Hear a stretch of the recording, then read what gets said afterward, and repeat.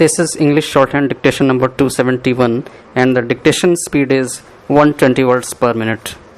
Ready? Start. Honorable Chairman Sir, this bill concerns the security of this country. This amendment bill has been passed in the Lok Sabha in April. The bill moved by the Minister of External Affairs amends the Weapons of Mass Destruction and Their Delivery Systems Act 2005. The Act of 2005 prohibits manufacturing, transport, or transfer related to weapons of mass destruction and their means of delivery. Weapons of mass destruction include biological weapons, chemical weapons, and nuclear weapons. This amendment is to prevent persons or groups from financing such activities. The central government may freeze, seize, or attach their funds, financial assets, or economic resources, whether owned, held, or controlled directly or indirectly. I would like to elaborate on the key features of the amendment bill. The Weapons of Mass Destruction and Their Delivery Systems Amendment Bill 2022 seeks to ban funding of weapons of mass destruction and also empowers the center to freeze and seize or attach financial assets and economic resources of the people engaged in such activities. Then the bill inserts a new provision stating that no person shall finance any activity which is prohibited under this Act or under the United Nations Security Council Act 1947 or any other relevant act for the time being in force or by an order issued under any such act in relation to weapons of mass destruction and their delivery systems.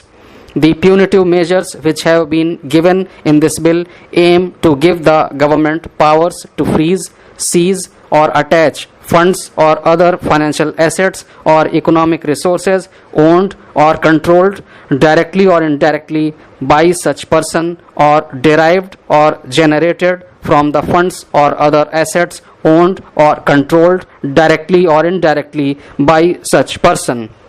The financial sanction which has been mentioned in this bill empowers the government to prohibit making available funds, financial assets, or economic resources for any prohibited activity in relation to weapons of mass destruction and their delivery systems. Sir, the passing of this bill will strengthen our country's position and specific changes in the earlier law were necessary so that the security of the country can be ensured.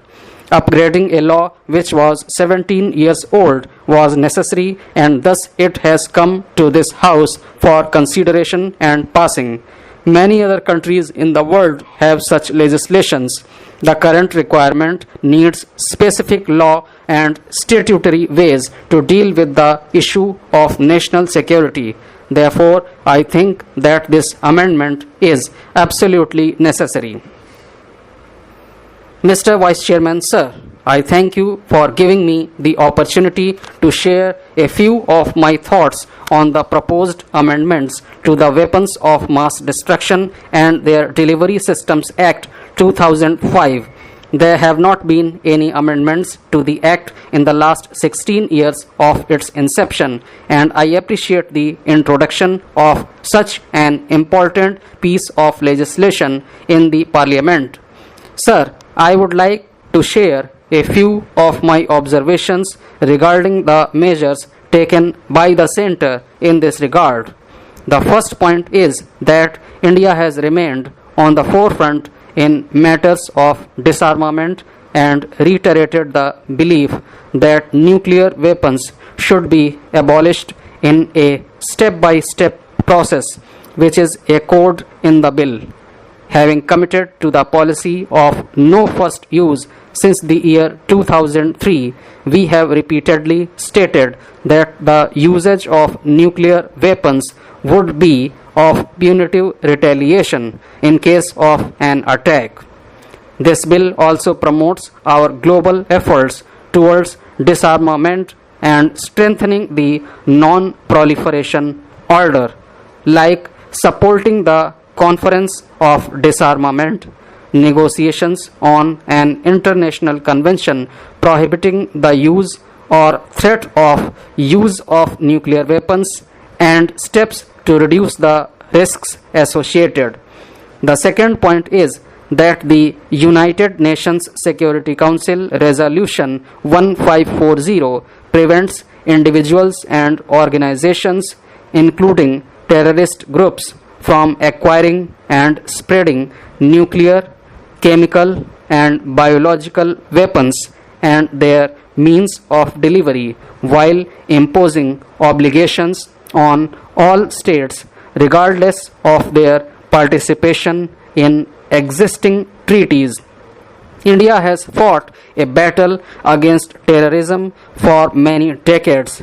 Thus, I wish to draw the attention to the dangers of proliferation of weapons of mass destruction as reiterated by our representatives at United Nations Security Council and request the international community to prevent possession and use of weapons of mass destruction by terrorist groups as per the recommendations of the United Nations Security Council.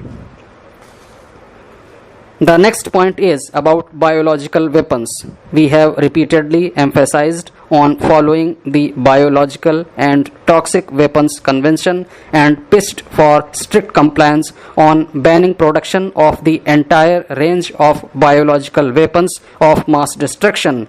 In the recent past, we have seen the widespread effects of COVID-19 pandemic with reports indicating that coronavirus was manufactured in China as a biological weapon to mobilize biological warfare, posing it to be as dangerous as its nuclear and chemical counterparts. Such looming threats are a real threat, and though our armed forces are trained to prepare for chemical, biological, radiological, and nuclear attacks, more efforts ought to be considered. An apex center for chemical, biological, radiological, and nuclear emergencies needs to be established on a priority basis. In addition to this, training exercises for our forces by institutions engaged in this field could be beneficial. Our enhanced international cooperation in science and technology needs to be discussed here.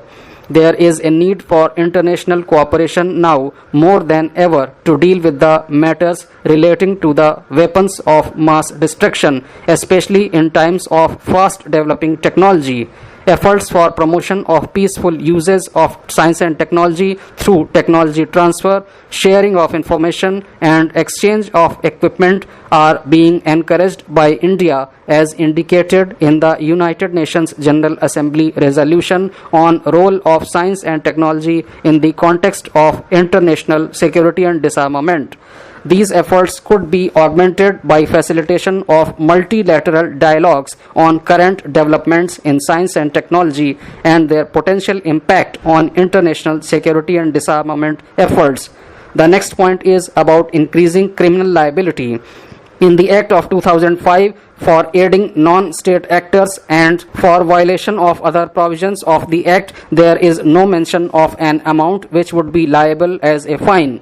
Unauthorized exports of weapons of mass destruction are punishable with fines ranging from Rs 3 lakh to Rs 20 lakh, and only a repeat offence results in imprisonment for a 6-month period, extendable up to 5 years. Offenders convicted under the Act often have strong financial backing, and such an amount is minuscule in comparison. Therefore, I urge the Centre to levy more severe fines on the convicted offenders.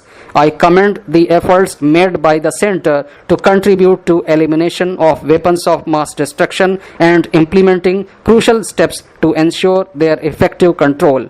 This bill is a step forward to counter the threat posed by these weapons. Honorable Vice Chairman, sir, I am very thankful to you for giving me this opportunity to participate in the discussion on an important piece of legislation for the welfare of the humankind. The bill is intended to insert certain provisions to the Principal Act to prohibit financing of any activity in relation to weapons of mass destruction and their delivery systems.